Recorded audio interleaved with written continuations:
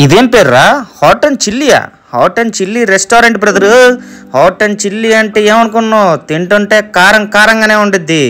ఇక్కడ యాంబియన్స్ గురించి వస్తే యాంబియన్స్ అండ్ సిట్టింగ్ అరేంజ్మెంట్ మాత్రం సూపర్ అండ్ సూపర్. వీళ్ళ దగ్గర సిట్టింగ్ అరేంజ్మెంట్ ఒక్కటే వదిలేసేయండి, వీళ్ళ దగ్గర ఫంక్షన్ హాల్స్ కూడా ఉన్నాయన్నమాట. మరి ఈ రెస్టారెంట్ ఎక్కడుంది మాయా అని అంటే జమ్మూ కాశ్మీర్లో ఉండే ఉదంపూర్లో అయితే ఈ రెస్టారెంట్ అయితే ఉంది.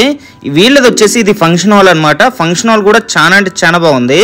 మేము వచ్చేసి ఫస్ట్ ఒక గోబీ మంచూరియా అయితే ఆర్డర్ ఇచ్చాము. మాయా, జమ్మూ అండ్ కాశ్మీర్లో గోబీ మంచూరియా అంటే గ్రేవీగా చేసిస్తారనమాట. నేనైతే వీళ్ళకి చెప్పాను ముందే, నాకు అలా అయితే వద్దు, నార్మల్గా చేసి తీసుకుని రండి అని చెప్పి చిన్న బౌల్లో తీసుకుని వచ్చారు. గట్టిగా అయితే 15 పీసులు ఉంటాయి అనమాట. ఇంకా టేస్ట్ విషయానికి వస్తే టేస్ట్ అయితే నాకైతే చాలా అంటే చాలా బాగా నచ్చింది.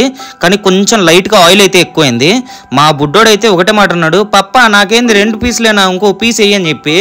అంత బాగా నచ్చిందేమో మా వాడికి, చాలా ఇష్టంగా తిన్నాడు. మాయా, నెక్స్ట్ ఐటమ్ ఏంటి అని అంటారా? ఇక్కడ ఫేమస్ అయిన స్టఫ్డ్ బటర్ నాన్ అయితే ఆర్డర్ ఇచ్చాము.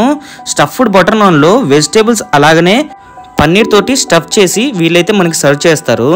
దీంతో పాటు మేమైతే ఒక పన్నీర్ మసాలా అయితే తీసుకున్నాము. ఇది కొద్దిగా స్పైసీగా ఉండిద్ది. దీంతో పాటు వీళ్ళు ఆనియన్స్ అండ్ గ్రీన్ చట్నీ అయితే ఇచ్చారు. ఫ్రెండ్స్, ఈ 2 కాంబినేషన్ అయితే నాకైతే భలే నచ్చేసాయి.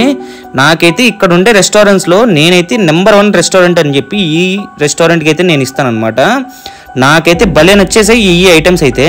స్టఫింగ్ కూడా మీరు చూస్తుండొచ్చు, స్టఫింగ్ కూడా చాలా ఎక్కువగానే పెట్టారు వీళ్ళు బటర్ నాన్ కూడా మంచిగా స్పాంజీగా అలాగనే మంచి బటరీ తోటి బాగా అయితే ఉంది. నాకైతే భలే నచ్చేసింది ఫ్రెండ్స్. చిన్నుకైతే ఇంకా బాగా నచ్చింది, వాడైతే చాలా ఇష్టంగా తింటున్నాడు. ఇంకా మష్రూమ్ గురించి వస్తే మష్రూమ్ అనేది కొద్దిగా స్పైసీగా ఉంది. మన సైడ్ వాళ్ళు ఎక్కువగా స్పైసీగా తింటారు కాబట్టి ఈ రెస్టారెంట్ అయితే పర్ఫెక్ట్గా ఉండిద్ది. మష్రూమ్ కర్రీలో ఎక్కువ ఆనియన్స్తో పాటు తక్కువ ఆయిల్ తోటి అయితే మంచి స్పైసీగా అయితే వీళ్ళైతే చేశారు. కలర్ అయితే కరెక్ట్గా ఉంది, నాకైతే భలే నచ్చేసింది కలర్ చూస్తుంటే.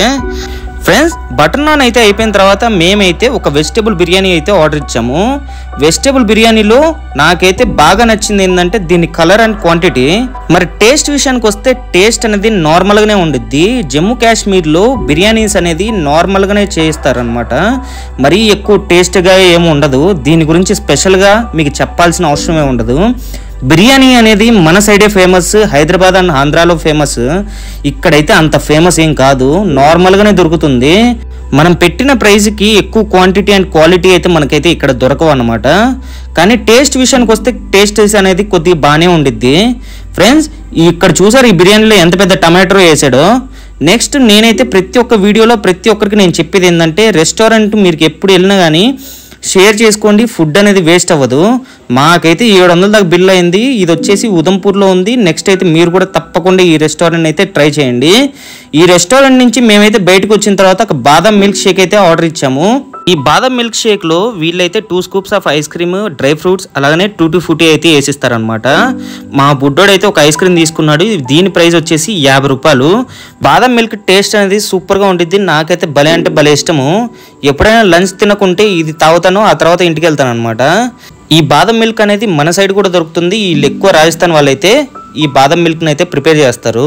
ఫ్రెండ్స్, ఇప్పుడే టైం 10 అయిపోతుంది. మా వాళ్ళు గేట్లు కూడా ఓపెన్ చేస్తారో లేదో అని చెప్పి మేమైతే ఈ ఐస్ క్రీమ్ తినేసి హడావిడిగా అయితే వెళ్ళిపోయాము. నెక్స్ట్ మీరు కూడా దుంపూరు వస్తే తప్పకుండా ట్రై చేయండి. ఓకే, ఉంటాను మరి, బాయ్.